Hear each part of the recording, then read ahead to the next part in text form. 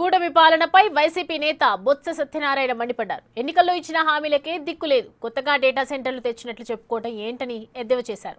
భూముల విషయంలో లాలూచిపడి 1500 కోట్ల విలువైన స్థలాన్ని 99 ఏళ్లకు కంపెనీలకు అప్పగిస్తారా అంటూ ప్రశ్నించారు. చంద్రబాబు పాలనలో విశాఖలో దోపిడీ జరుగుతోందని విమర్శించారు. పెట్టుబడి చూస్తే అందులో సగం కూడా ఉండదు. పెట్టుబడి వారికి వచ్చి 99 సంవత్సరాలు ఇది ఎక్కడ కనిపెరిగిన రీతిలో ఇద్దామనుకుంటే పబ్లిక్ ఆక్షన్ వేసి ఏ సంస్థ వస్తే రమ్మని వాళ్ళకి ఇవ్వండి. ఎవరుతున్నారు? ప్రభుత్వం మీద జరుగుతుంది, ప్రజల మీద జరుగుతుంది, మంచి జరుగుతుంది.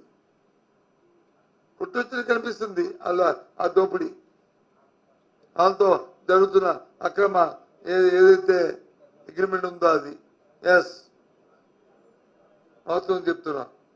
కొంతమంది కోర్టుకు వెళ్తున్నారు, ఆపుతున్నారని చెప్పి ఇది టాటా సంస్థ సుమారు 21 ఎకరాలు వాళ్ళకి ఇస్తున్నారు.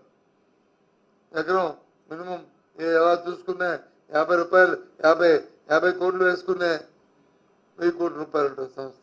ఏం మాట్లాడుతున్నారు? మీకే తెలివితేటలు ఉన్నాయి, మీకే జ్ఞానం ఉంది, మరి ఎవరికి లేదు, ఎవరికి ఆలోచన లేదు అనుకుంటే ఎలా? ఇంతకుముందు వచ్చి అసలు డేటా సెంటర్ లేదు ఇక్కడ. మొట్టమొదటి డేటా సెంటర్ తీసుకొని ఇంతకుముందు మనం పెట్టాలి. అదాని గ్రూప్కి వచ్చి డేటా సెంటర్ని ఇచ్చి వాళ్ళకి చేయలేదా? అసలు వైజాగ్లోనూ ఐటీ ప్రోత్సహించిందే మేము స్వర్గీయ రాజశేఖర్ గారు ఉన్నప్పుడు కాదా? ఏం మాట్లాడతారు? ఏదో అంతా ఇది తీసుకొచ్చి అది ఇంతకుముందు ప్రభుత్వాలు ఏమి చేయనట్టు, ఏమీ మొట్టమొదటి చేయనట్టు, వీళ్ళేదో చేస్తున్నట్లు. సంవత్సర కాలం అయింది, నువ్వు ఇచ్చిన హామీలకి దిక్కులేదు. సూపర్ 6కే